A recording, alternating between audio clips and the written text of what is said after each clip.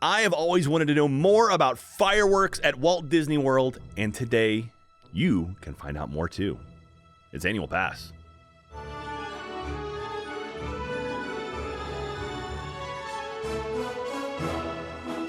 Hello, everyone, and welcome to another episode of Annual Pass. This is the podcast where we talk about all things theme parks, shows, rides, attractions, fireworks, snacks, and even more. I am your host, Jack Pattillo, and of course, joining me, as always, is my lovely and beautiful and sparkly co-host, Mr. Geoff Ramsey. Hi, Jeffrey. Hi, Jack. How you doing? I'm doing fantastic. You know, you left out one new feature of the podcast that I've discovered. What is that? I don't know that it was intentional or not, but we're doing all this as backward baseball cap guys. Oh, that's true. Yeah, because we both have our baseball caps on. Yeah, we have lights here in the studio. If you're not watching this, you should go to youtube.com/annualpass. We are ugly. Be prepared. We're finally getting content up on our YouTube channel. So a couple weeks ago, we did a live stream, did our first live stream where I built the Magic Kingdom castle that the twins sent us. And Jeff, you started working on this puzzle. I built elements of a puzzle. That the twins also gave us, Jessica and Jennifer.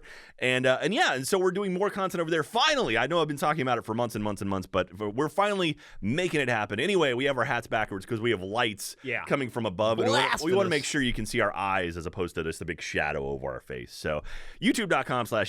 Also, join our Discord as well. It's one of the friendliest Discord servers you'll ever find on the wild internets. And it's a lot of fun. Join the RDRC, Rope Drop Running Club. Those guys are kicking butt over there. It's been a lot of fun. And also grab some merchandise. We have some really cool merchandise. Don't forget, get our pin starter kit. We have a bunch of new merch. We have our Annual Pass pennants now. We've got some stickers. We've got Jeff is wearing the new Annual Pass shirt, the old school Universal shirt, which I still can't believe that legal let us get away with that. But hey, we've got it. Just and a bunch of other cool stuff in the store. We've got a fun episode today, Jeff. We have a gentleman coming in named Carme Pattillo, who was a fireworks tech for Disney. And we know in the past we talked with a gentleman about like projection mapping and kind of that kind of stuff. But now we're going to talk about someone who handled actual fireworks at Disney. And I am very, very excited to talk to this guy. Well, let's quit listening to you talk and start having the interview then. All right, let's go in now and talk with Carme. Jeff, we've got a special guest on Annual Pass today. We've got Carme Pattillo joining us. They were a firework tech for Disney, and I am very, very curious to talk to them about things. Carme, welcome to Annual Pass. Hi, thank you. It's good, very glad to be here.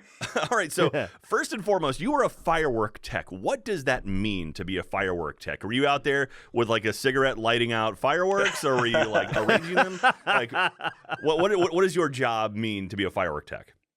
In the old days, you wouldn't have been far off with the cigarette. They used to actually use a car battery and a nail board, which is exactly what it sounds like, a board with nails in it. But it's a little more modern now. So I actually started at the fireworks storage facility, which is exactly what it sounds like. It's where all of the fireworks that go in all of the parks and all of the shows come in. And we break them down out of the bulk shipments and separate them and repack them into the shows and then get them shipped out to the park. So we're kind of the first stop for everything you see that goes on in the parks. We any of the product that any guest sees, or even some that they don't see, all goes through the storage facility.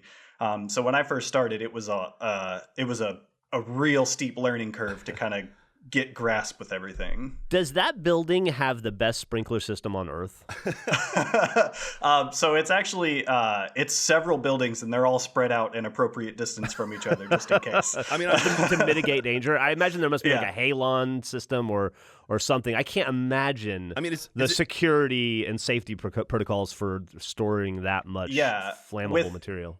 With fireworks, it's actually easier to just let them go up. So all of the buildings have are concrete bunkers, and then the roofs have blow-away roofs. So if anything happens, they just go up. Wow. That's awesome. I mean, you're working in a munitions facility at that point. I mean, that's like the amount of gunpowder I imagine that is in those buildings has got to be just by the tons, right? So Disney is the second largest purchaser and storage of explosves in the United States, second to the military. Well, work someday. Maybe you can reach number one. So Disney could secretly, a la all of the clone army in Star Wars, Disney could secretly be planning a mouse army in the background. You they think could, yeah. You think the Magic Kingdom is going to annex SeaWorld? You never know. They're just armed with like giant fireworks launchers. That would be terrifying. Well, so how close are these? I mean, I don't know what kind of secrets you can give away. Or, I mean, you don't work just there give anymore. away all Get of them. in It's trouble. fine. Yeah. But like, how close are like these bunkers essentially to the parks? I mean, because there's fireworks at all the parks except for Animal Kingdom, right? So. And we actually do have fireworks at Animal Kingdom. In the Lion King show, there's the flame mortars. Ah, okay. So, man, so all 4 parks. Mm-hmm. So, is it kind of like? I mean, I imagine it's kind of hidden away somewhere. That's not something you want to be very public about, right? Again, not asking for specifics, just kind of a general. Drop a pin in a Google map, we'll be fine. To not give specifics, it's not difficult to find on Google Maps. I won't tell you exactly where it is, but I will tell you that if you have driven around Walt Disney property and around Magic Kingdom, you have driven by it several times. Oh wow, okay. How does one like get involved in this industry? Do you fill out a does your resume, like when you initially apply, just say like proficient in M80s, understand like bottle rocket theory, Roman candle expert, knowledgeable with black cats? Yeah, so I can't speak to how most people get into the fireworks business. I worked for Magicians and Illusionists before I started with Disney. Whoa, that's cool. And so I had worked with a lot of stage pyro, doing world tours and like some large scale. A few times with dynamite, but mostly just large scale stage pyro and like flash powder and flash paper and things like that. But when I applied to Disney, I was originally supposed to be hired as a lighting tech. And I wasn't told until I finished my traditions class that, hey, you're going to the fireworks storage facility. So I was like, oh, that's a different kind of lighting, but okay. Well, much briefer than a normal, bucket light. Man, so okay, so you worked with a magician, then you went to Disney to work fireworks. Like, are you like a kid with just a wish and like this is all happening? Like, this sounds amazing. I'm just extremely lucky, and I happen to be in the right place at the right time with the right amount of skills. So I get to do a lot of fun stuff. That is cool. So how long were you working at the facility versus like, did you go on from there? Like, what else did you work on within Disney? Yeah, so I was a fireworks tech for a year, and in that time I learned how to be a fireworks indoor and outdoor shooter. Shooter sounds bad, but that's literally just the person that pushes the button that makes all the fireworks go off. Nice. And I started doing the fireworks testing. So anytime there's a product that goes bad or misbehaves or isn't acting up to standard in the parks, they bring it back to the facility and we test. We find the lot number, we test the lot. And they make sure that, okay, we know that we can narrow it down to this box of product. We're gonna get rid of that, and we'll replace it with new stuff. So I did that for about a year, and then I moved up to the fireworks planner position, which is doing all the permits. So when I was there, it may be different now. There were 21 daily op shows and 3 nighttime spectaculars that all need permitting. And then I was doing all the special events as well. So really, like, there was a point in time where I had my hand in everything that was happening on the parks. I was doing the marathons, like all our special events, park buyouts, walkathons, like everything. Anywhere there were fireworks, I was part of it with the permitting process, or I was on site, or I was the shooter, or packing the shows, or some part of that. So what was your sort of time period you worked at Disney? So in my head, I can start asking you specific questions about things. So I worked there starting in 2016. At the end of 2016, I worked there until right up to the beginning of the pandemic, 2020. Okay. Now you mentioned being in the permitting process. Does each performance require a distinct permit? Not only that, but each individual piece in each performance has to be on that permit. Now, is this like, I assume you guys have it down to a science at this point. Is it like, are you just like copying and pasting, or is it a pretty manual process each time? Oh, I wish. When I started as the planner, we were actually trying to integrate a new permitting process to be more accurate. So I had to develop a whole new process and add in what we call load sheets, which is every individual piece of product, where it will be shooting from, when it will be shooting, what direction it'll be shooting, the safety ring for it, and approximately what the effect is. So it was a massive undertaking and actually brought in another person, and then we had to learn how to do the CAD work, Revit work, which is what moved me over to a CAD designer. So it was a huge process to change how we did the permits to make them more accurate and to integrate all of this new information into them. Boy, that takes the fun out of fireworks.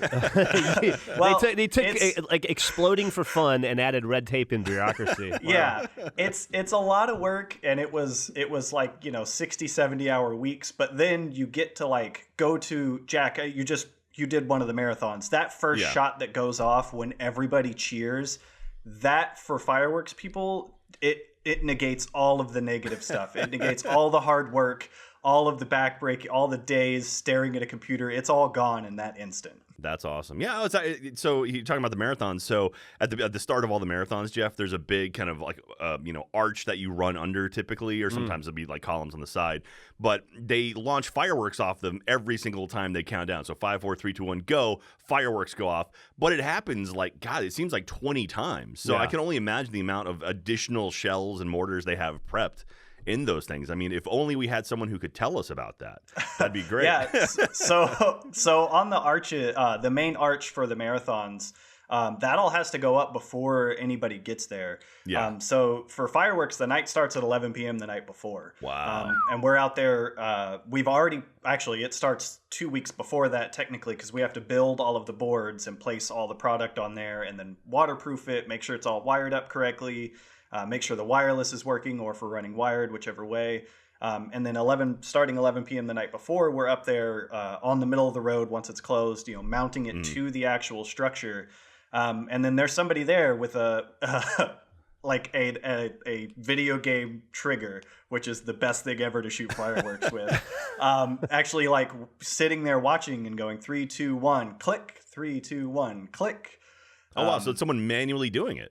Mm-hmm. Yeah. Oh, wow. Yeah. For stuff like that, we don't rely on time code or anything, because there can always be delays. As you stated in the episode where you ran the marathon, you never know like when each wave is actually going to be able to get up to go. So it's better to have a real person do it. That's what. So talking about like doing shows. So for the spectaculars, which are the big nighttime shows, Jeff. How programmed are those to the point where, like, do you hit go and then it's just you kind of ride it out, or can you stop it at any point during the show? Like, are they broken down by sections? I'm just fascinated by this stuff. Yeah. So as Disney does with most things, they take safety very seriously. It's number one top key. So the fireworks are tied into the runtime for the rest of the show. So once the show starts and the fireworks are armed, if everything goes smoothly, you can run that whole show without hitting a button. Wow. But there are individual e-stops for each of the rooftops. In Magic Kingdom, for instance, each of the rooftops, each of the different locations we can stop the fireworks from. There's programming in the actual software to where we can say, it looks like this specific piece is not acting correctly today. Let's just cancel that piece for the rest of the show. So the members in the audience, the guests, they don't know that something has gone wrong. They still get a fireworks show. But if you have, your diehards, they're going to go, wait a second, that green comet didn't fire. Yeah, or the cannons on the castle didn't go off right or something. How often do those problems arise? Like, is it one of those things where like 9 times out of 10 it's going to go off without a hitch, or are there, because it's such a manual process, are there a lot of small issues that arise? When you work with the amount of volume that Disney has, there's always potential.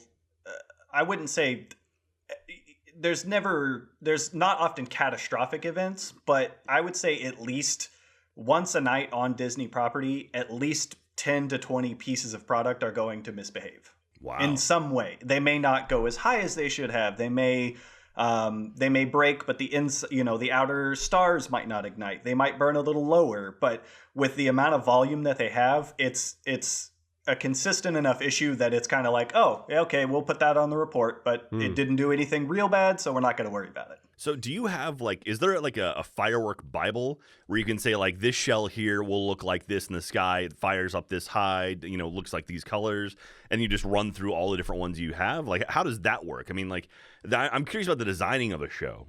Yeah. So it used to be a lot more mechanical. We actually our designers had to go like to China or to Korea, to Mexico to actually look at the shells that were being fired and say, okay, cool, I like that one. Now we're slowly moving everything into the more technology. So now they actually have a program where they can design the show in the program, and they can see not exactly the effects, but like if you shoot a peony versus a chrysanthemum, you can kind of see the different way that it would burst and put different colors in it. So they can kind of get a sense for everything from there. Other than that, we always, when we bring new product in, we try and record it.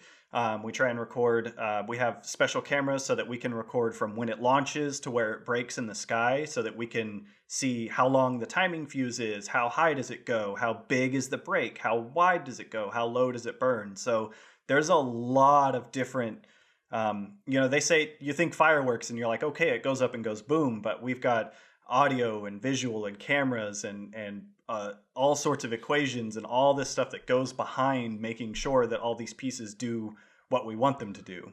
Wow, that is fascinating. I remember my favorite time of year is always the New Year's Eve fireworks, Jeff, because they go over the top with New Year's Eve stuff. Mm-hmm. And when I was working out there one time, like I worked at the studios, our Hollywood studios, and they would shut down the whole back half of the park. And then once the show was over, they'd make you wait like 15 to 30 minutes to make sure everything was clear, because they fire off so much more, so many more shells than normal. And then when they'd release us, that like the cast members could go in the back, because a lot of us parked back there, and there'd just be shells and debris and ash all over the place. It's just wild to think that. It's like, but it's only once a year. So for shows like that, I mean, what is the process for doing a special show like Not So Scary Halloween Party with like the fireworks in the round, or a New Year's Eve type show? Like, is there a larger process for that, or is it all kind of baked into what you do? Oh, yeah. So those are all, even though they happen every year, they're still under what we classify as special events. Okay. And I've gotten lucky to actually shoot every park's New Year's show, I think. Oh, wow. Yeah, I know, because I did Epcot as well. So for Hollywood Studios,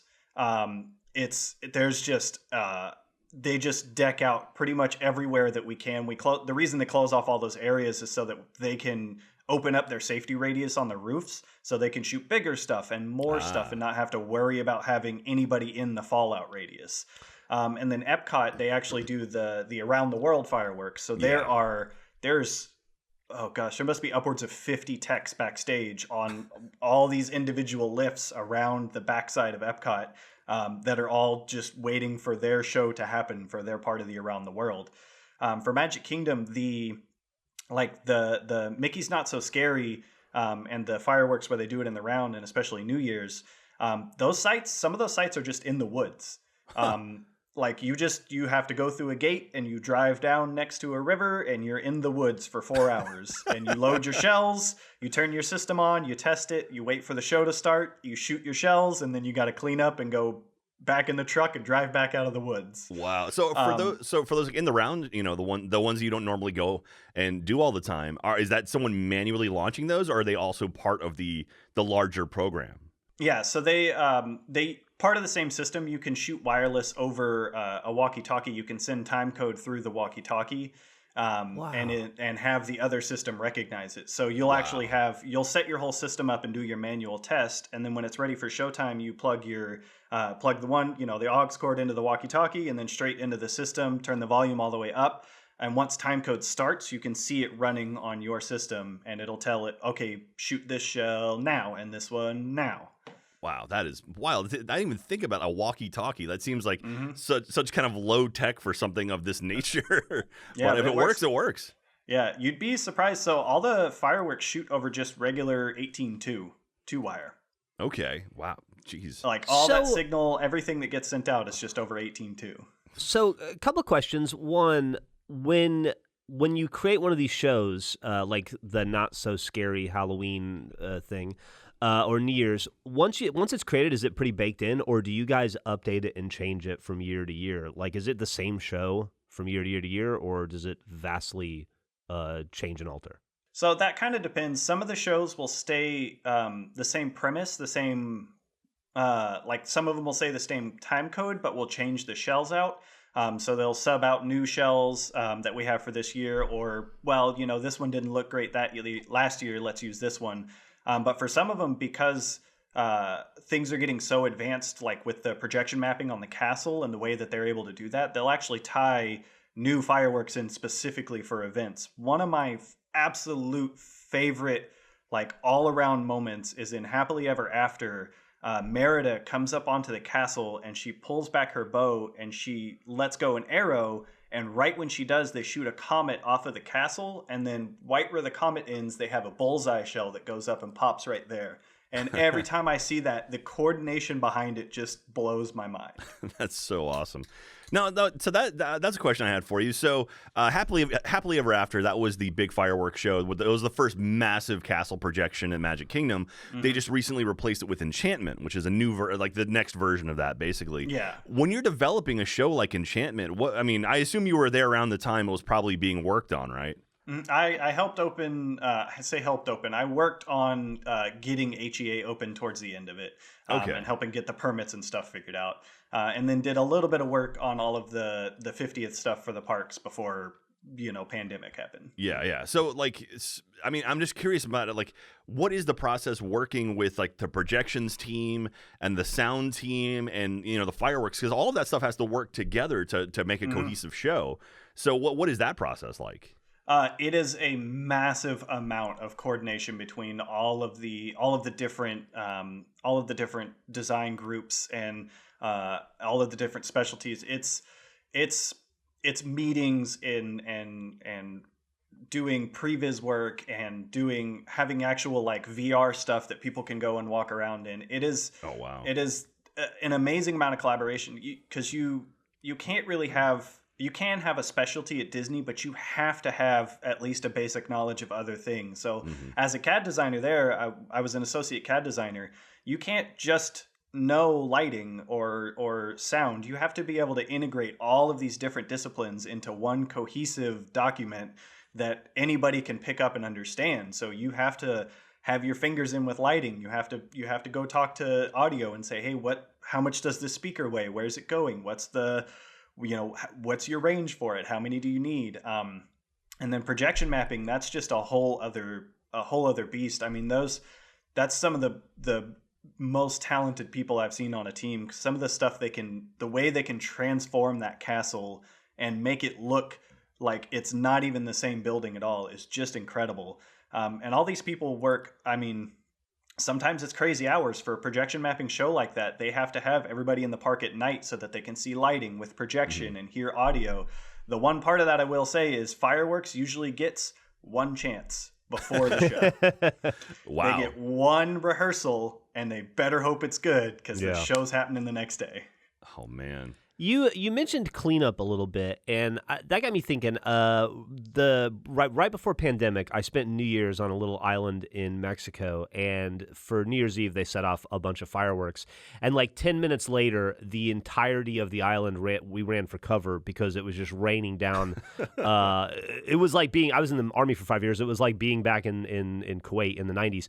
And then the next day, it looked like war-torn Beirut from the 80s. So, I imagine the cleanup must be pretty significant. Yeah, so there are great efforts made at the Disney parks to make sure that the fallout does not land on a guest. So aside from unpredictable wind, which is Florida, there's always unpredictable wind. We try to make sure that anywhere that fallout would be landing is not a guest area, so it makes it easier for us to clean up. But at the main yard for Magic Kingdom, after the show is done, there's probably 15, 16 trash cans full of debris that has to be cleaned up every night. Wow. Dang. So the actual... The fireworks themselves, you launch them. I mean, if you know the park, you're launching them back behind Fantasyland, right? It's like it's beyond the park, right? Yeah, the big stuff launches back there. The smaller stuff actually launches in the park off of the rooftops. Oh, wow. Okay, cool. Rooftops and the castle.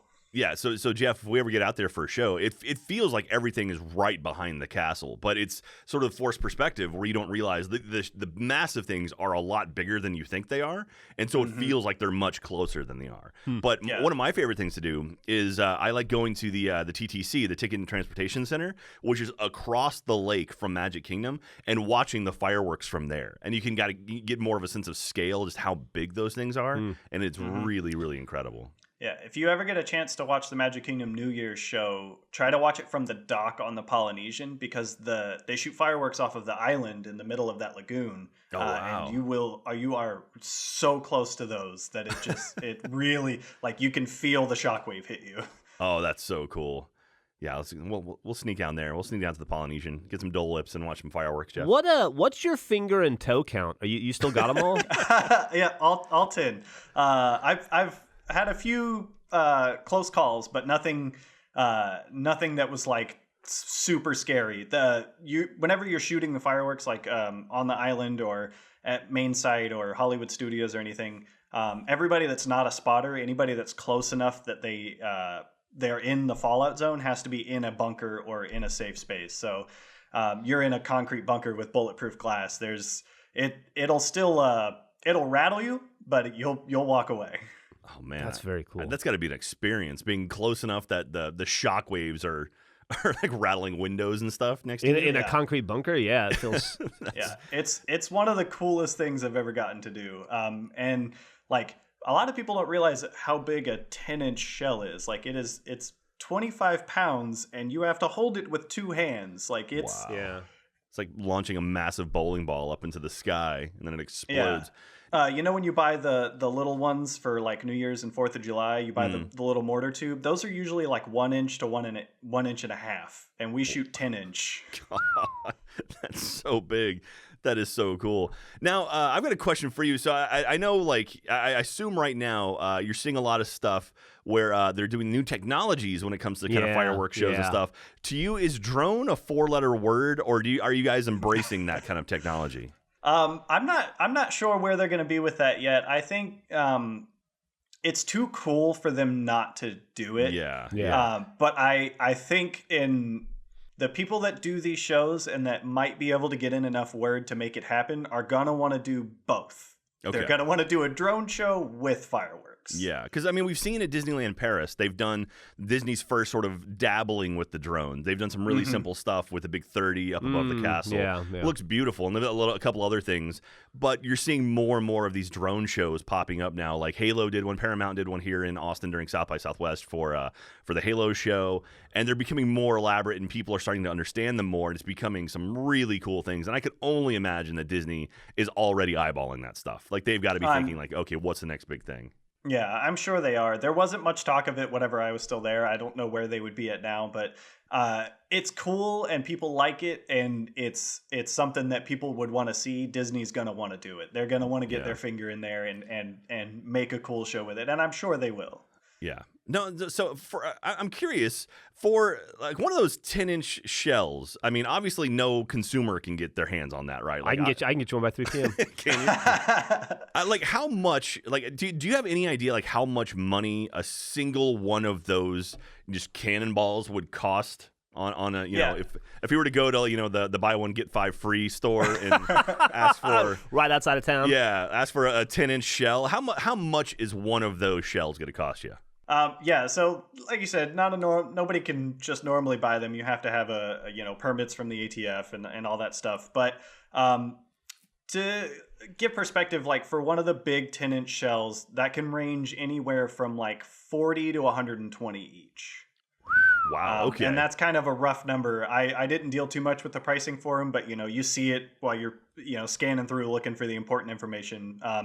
So yeah, that's it. They can be a bit expensive. Okay, and I imagine also those are bulk numbers too. You're not buying them individually. You're buying probably by the hundreds or thousands. Yeah. So in the storage facility, like if you were to stop receiving shipments of more fireworks, how many shows could you do with everything you had in storage? Like how far in advance are you guys typically for the shows? Yeah, so that actually that's something that they try and prepare for, because you never know what's going to happen. So they have just bulk extra stuff that they can always sub in between the storage that they have in Florida and the storage they have in California. We can get stuff from California down to Florida in like 2 to 3 days. So they keep a stockpile of things just in case, like, the slow boat from China is delayed by 2 weeks and we're about to be short of product. Okay, we can sub this in until we get the new stuff in. If they were to like completely stop receiving product and they still ran full shows, like let's say pre-pandemic full shows, maybe 3 weeks. Wow. Maybe 4 weeks before you start to see product like dropping out of shows drastically. Yeah, so like almost a full month's worth of shows ready to go. Oh, man. I wonder with supply chain issues how close they've gotten to that over the last couple of years. Now, I wonder too, like, for something like Phantasmic, a lot of that stuff you could probably get away with using less pyro in the show, right? So is that something where it's like, oh, maybe the parades, they don't need any pyro right now, like we save that and kind of like use it in the more spectacular type things? Or is it kind of every show is a specific thing and you're going to always use that? Or is it sort of a order of importance? Yeah, no, a lot of the shows, there's a lot of similar product between a lot of the shows. So they will, if they need to, say, okay, hey, we're going to, Phantasmic, instead of shooting, just for example, instead of shooting 10 of these green comets a night, you're going to shoot 5, and we're going to take those other 5 and put them in Star Wars: A Galaxy Far, Far Away until we get the product back for that. So they can kind of swap and trade and move stuff around as they need to. They try to avoid that as much as possible, but, if it has to happen, or if it's like, hey, we did extra rehearsal and we forgot to order product for that, so now we kind of have to borrow from tomorrow's show for today's show and then keep that process going until we get a new shipment in that has the 3 extra that we need. Wow. So they're like Pokemon cards. It's like, okay, I'll give you a couple comments. You give me an asteroid and we'll call it even. Like, all right, cool, sweet, sounds good.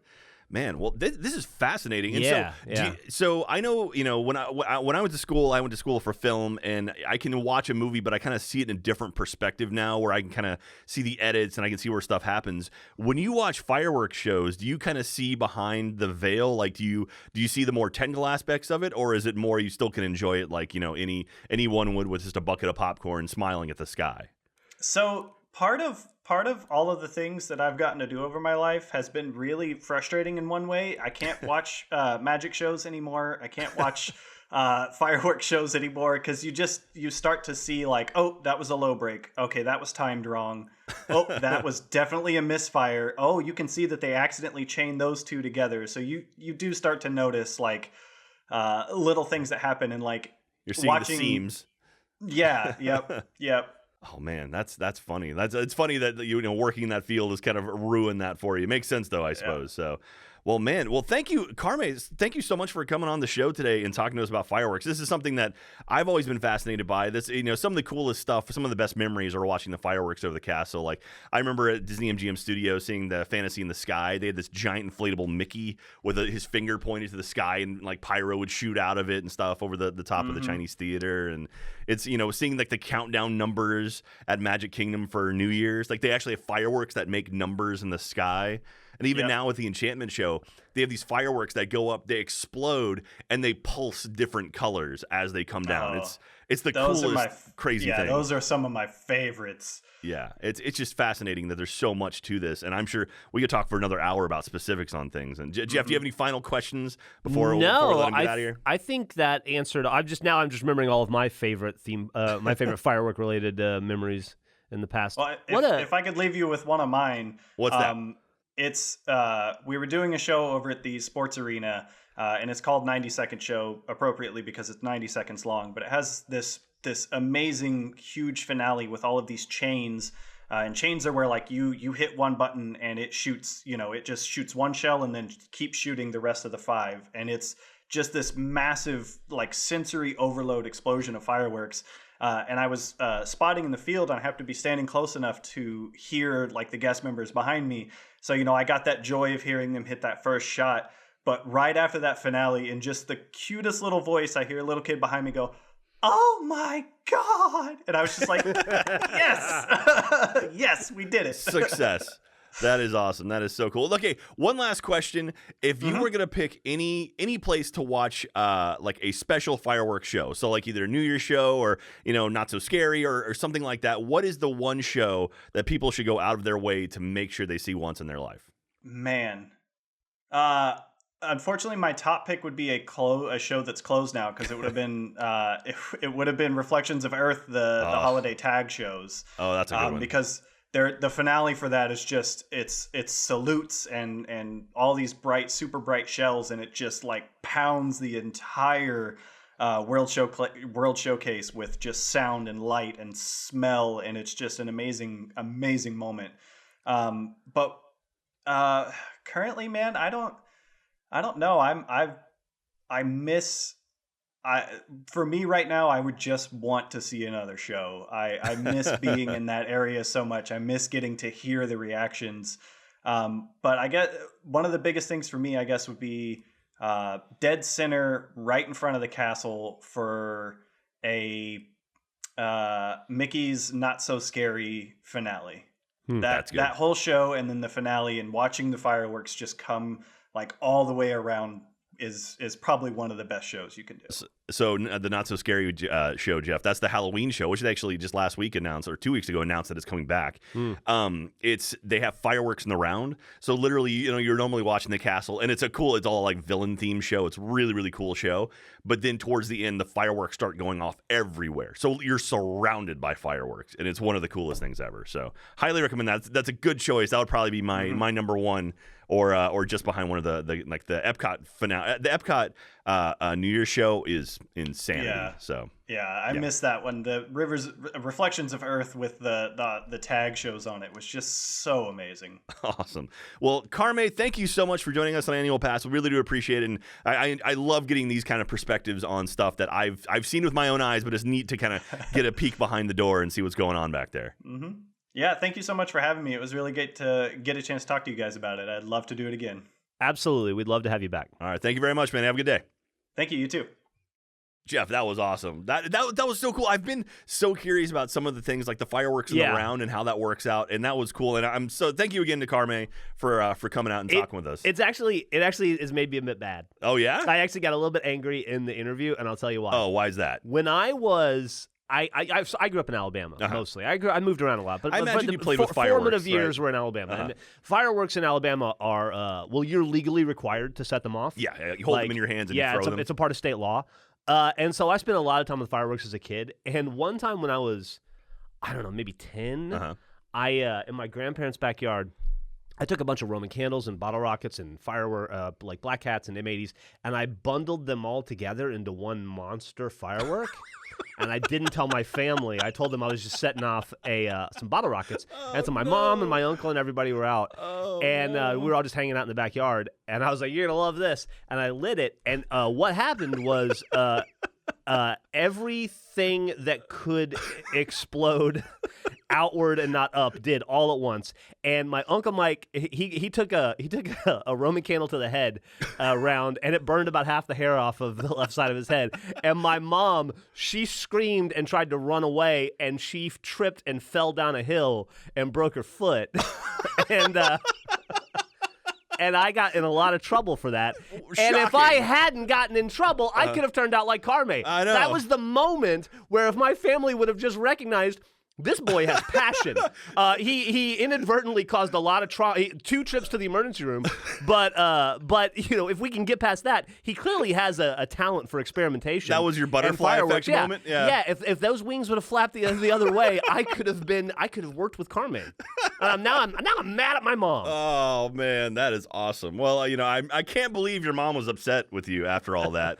That's wild. But broken feet are meant to heal, right? True, and hair grows back. Yeah. But so thank you again, Carme, for talking with us. If you work inside the park or have worked in a park or have like a really cool job within in the entertainment world, the theme park world, we'd love to talk to you. I love talking with people who work in this kind of stuff. So email us at annualpass@roosterteeth.com. Let us know what you worked on, and if you're willing to talk about it, we'd love to talk about it. It's, we've had Imagineers to people who've worked on rides, and it's always a blast to talk to you guys. So thank you again for hanging out with us. But so Jeff, let's get into it. I got a couple questions from the audience because we do Q&A every single episode. These are from the Titan episode, which was the Six Flags, the Titan up in Dallas. Yeah.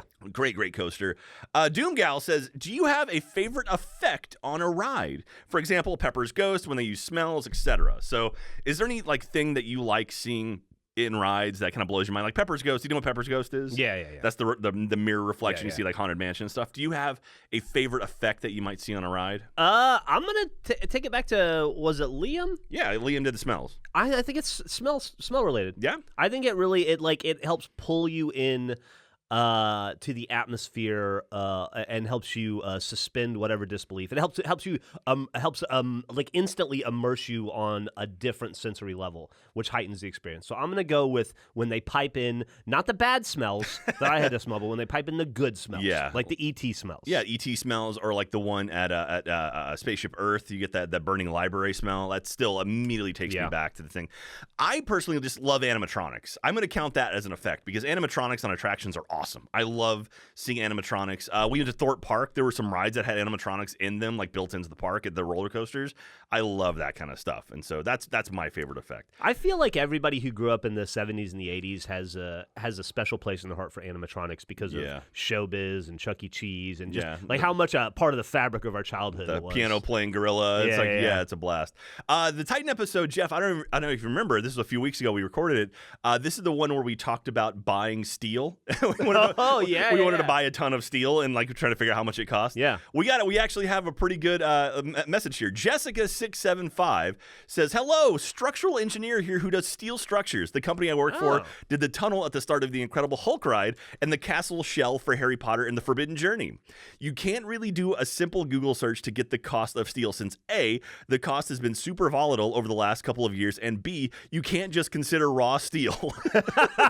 You also have to factor in the cost of designing it, making sure it's appropriate size not to collapse, forming it, welding it, coating it, and shipping it. That's the boring side. Being in design and not sales, I don't know a good number to give you, but it's definitely considerable. So we can still make it happen. We can make it happen. Thank you, Jessica, for I just want to consider raw steel. I appreciate the elucidation, though, Jessica. Thank you. So thank you for that. All right, so now this is the point of the episode where I would ask a question of the audience and you guys answer it, and then we'll randomly pick someone and send out a theme park map autographed by Jeff and myself, too. The question we had during the Titan episode was, what are the most times you've ridden a major roller coaster in a single day?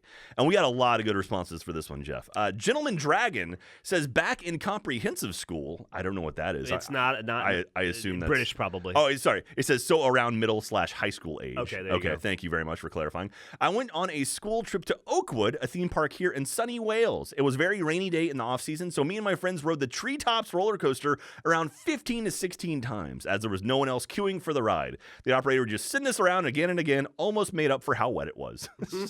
That's super nice. Ginge Rinsler says, I know I'm late listening to this, but the ride I rode the most in one sitting was the Comet at Hershey Park. That was my first roller coaster, and I shared a lot of memories on it with my late grandfather/namesake. The weekend after he passed, I rode it 10 times in one day, crying each time, but it was needed. That's sweet. That's cool that they can have an experience and, like, you know, they recognize, like, oh, this roller coaster means something to me. Yeah. Very cool. Wiki, says, not roller coaster, but my 7-year-old TJ rode Forbidden Journey 6 times in a row, which on its own level of achievement. So you did it once and almost died. So their 7-year-old kicked your butt. Bruce the Caboose says, hey, Jack and Jeff, love the podcast and y'all's positivity. I once spent an entire day riding Expedition Everest in Disney's Animal Kingdom. I lost count after 20, but it's still one of my favorite memories. Have a great, big, beautiful tomorrow. 20, that's wild.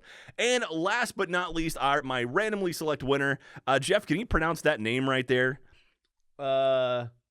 Dezulin? Is that how you say it? Dexulin. I rode the Nitro at Six Flags Great Great Adventure, not America, in New Jersey 7 times back-to-back without ever getting out of the car. It was right before closing. There was no line. My friend bailed after a few goes of it, but I kept riding until I felt guilty about making them wait for me.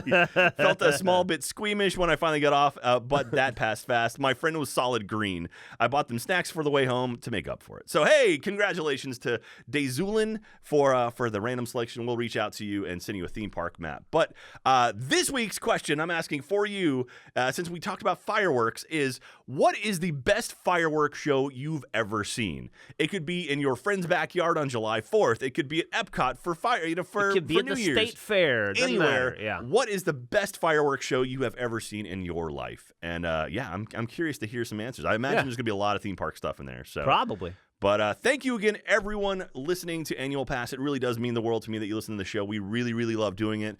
And yeah, we want to keep doing it. So please let everyone you know about it, because these shows die by word of mouth. So please, please, please spread the word about Annual Pass.